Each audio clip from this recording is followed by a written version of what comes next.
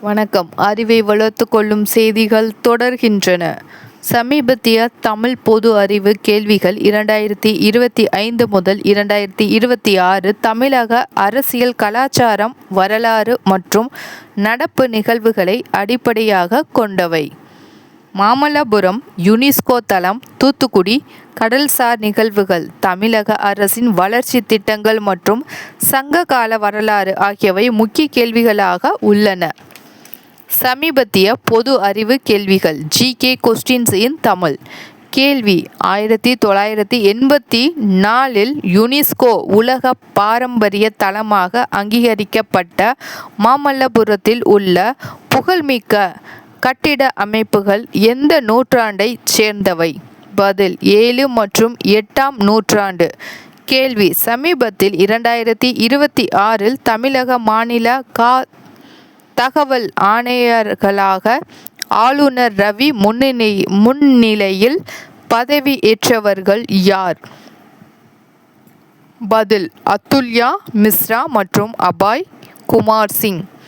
கேள்வி: திருவாசகம் என்று அழைக்கப்படும் பக்தி பாடலை இயற்றியவர் யார்? பதில்: மாணிக்கவாசகர். கேள்வி: சமீபத்தில் தூத்துக்குடி ஆழ்கடலில் சிக்கிய 73 கிலோ எடை உள்ள நட்சத்திர மீன் வகை எது? பதில்: சுறா மீன்.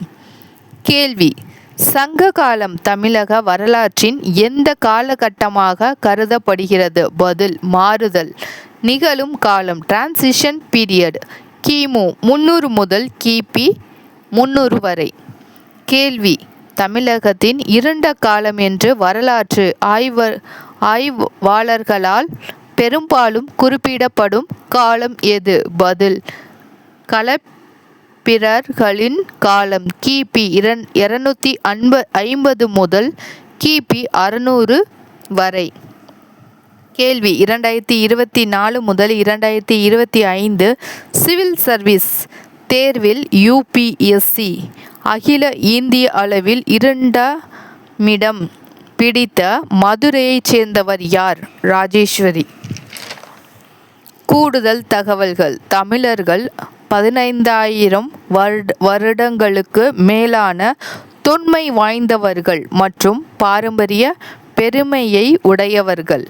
இலங்கை, தென்கிழக்கு ஆசிய மற்றும் பல நாடுகளில் தமிழர்கள் பரவி வாழ்கின்றனர்.